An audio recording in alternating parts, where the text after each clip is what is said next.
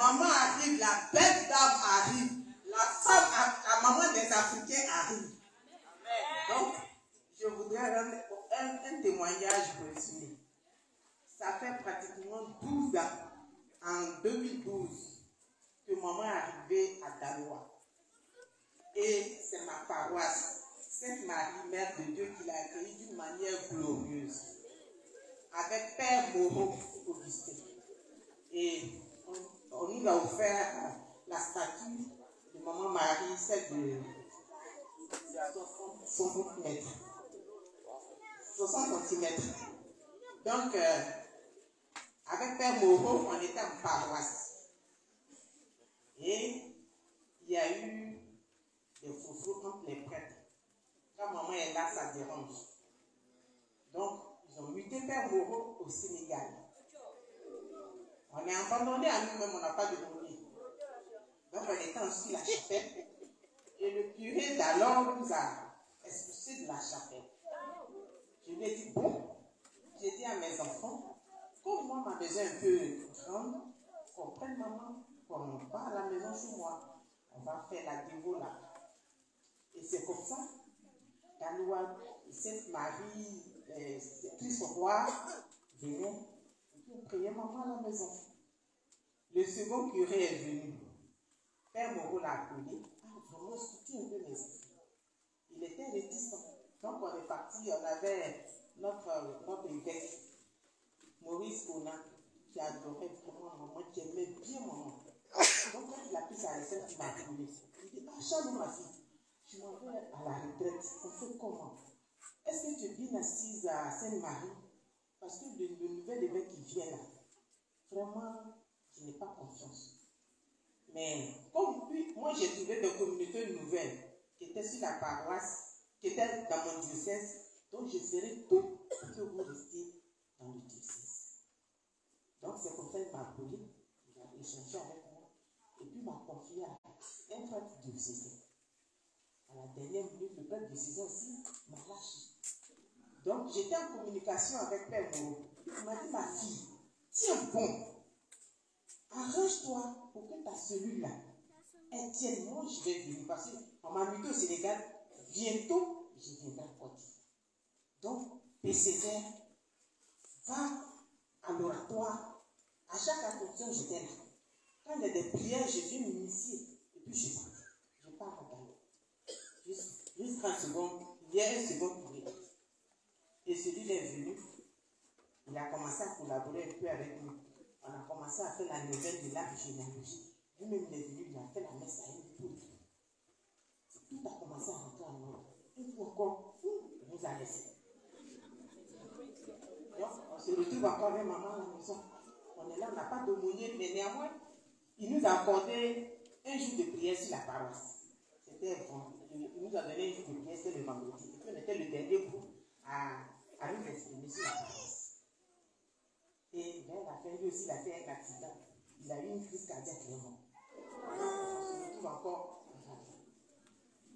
On était là. Mais avant qu'il ne meure, il y avait son vicaire. Il lui a dit, ah, il faut devenir l'aumônier des enfants de Marie-Mère de la Chantier-Chrétienne. Bon, lui, ça ne l'intéressait pas, c'est un Sénégalais. Donc, il vient, il regarde et puis ça va. Ça ne l'intéressait pas. Mais néanmoins, nous, on partait toujours prier. Les vendredis, on partait prier. Et puis, le mercredi, on faisait la devoir à la maison. Et ce second-là, l'année, on devait avoir nos 10 ans. Puis, je suis allé vous voir. Il dit, ah, mon père, vraiment, on est sur la paroisse. Ça fait 10 bonnes années. Donc, on voulait vraiment marquer un signe sur la paroisse. Il m'a dit, c'est vraiment bien. Je suis de ce que tu disais. Il dit, bon, c'est qu'on va faire là, pour que la fête puisse vraiment donner. On va attendre la venue de votre parrain.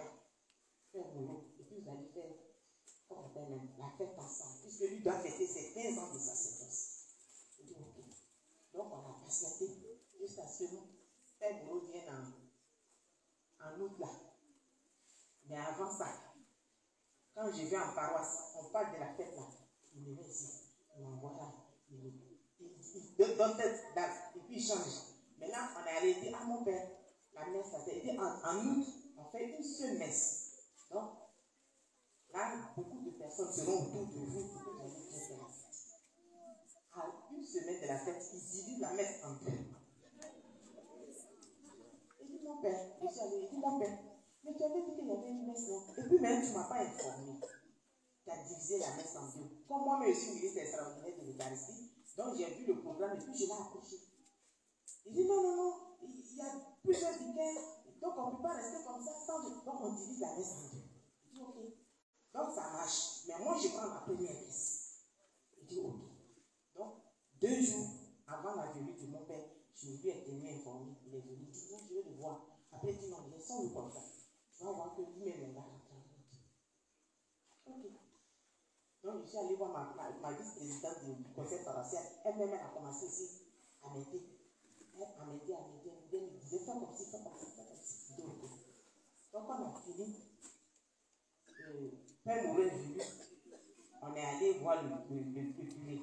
Il dit bon, ce que je peux faire, je vais vous aider.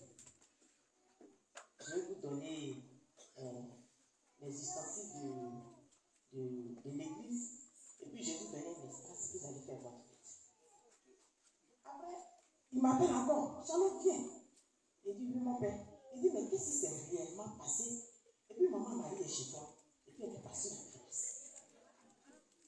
Il dit, ah, mon père. En tout cas, moi, ce que je sais là, on était sur paroisse. Mais ton collègue qui était là, c'est lui qui nous a chassés. Il dit, ah, c'est sûr que c'était qui dit. Il dit, oui, mon père. Il dit, ok. Il faut partir. Après, il me rappelle. Je suis venu, on était venu nettoyer l'espace où on devait faire la fête. Il m'a rappelé. Ça va bien. Est-ce que tu es sûr de ce que tu dis? Il dit oui. Il dit, tu es sûr de ce que tu dis? Il dit oui. Il dit, bon, c'est quoi on va faire? Quand maman va finir, tu vois, et puis je lui ai fait la proposition. Il dit, ah, mon père, comme on ne connaît pas, il y a des nouvelles personnes qui ne connaissent pas la statue de maman Marie-Mère la Chapelle chrétienne. Donc, je voudrais l'amener en procession le jour de notre fête là, pour qu'ils puissent la découvrir. Là, au moins, on sait. Si on va, on prie Maman Marie, mais on était devant la statue de Notre-Dame des Victoires et on appelle maman d'intégrer la statue et puis on prie. Donc, personne ne la connaît. Donc, moi, je souhaiterais que ce jour-là, elle soit dans l'église. Il dit, il n'y a pas de problème. Il n'y a pas de problème. Tu vas m'entendre.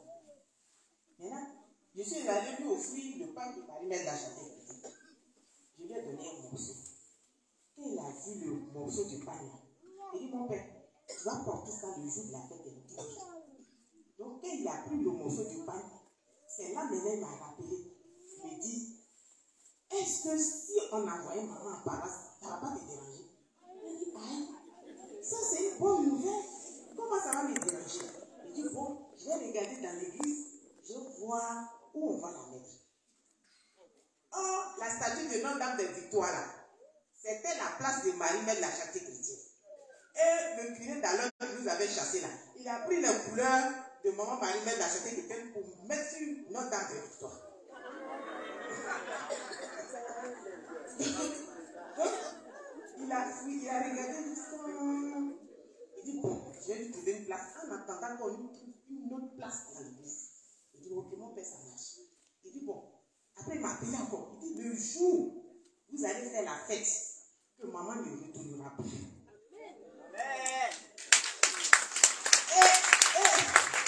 Ce qui est merveilleux. Quand maman a choisi sa place, c'est sa place. Elle est venue là. Quand elle est rentrée là, il m'a appelé, il dit, tu vois l'oratoire qui est là. J'avais dit qu'on avait construit pour maman Marie que la Notre-Dame des Victoires. Il dit, regardez, notre saint patron c'est Calassens. Lui, il a la Vierge Marie. Donc la statue de Marie-Mère de la Chapelle chrétienne là, décorée là, vous allez la déposer à côté de Notre-Dame de Victoire, mais en face de Calassens, qui est leur serpentin. Donc, quand mon père est arrivé, il dit, ah non, voici ce qui se passe. On dit, maman va aller en paroisse. Mais j'ai un baissement au cœur parce que je me suis attachée à elle. Vraiment, tu es pas là, moi je ne vais pas te dire quoi. Il dit, ah ma fille, on nous avait chassé là. Maman dit, il est l'heure de sortir de chez toi pour aller à côté de son fils dans sa paroisse. Donc, vas-y, dépose-la, elle va travailler dans cette paroisse. Amen. Donc, le jour J, on a pris maman, on a fait la procession, on est arrivé, on a déposé à l'étage auprès de son fils. Mais je vous dis, si vous voyez dans la paroisse, la messe était divisée en deux. L'église est remplie à déborder. La joie. Et puis il y a eu la pluie, des coups de pluie ici.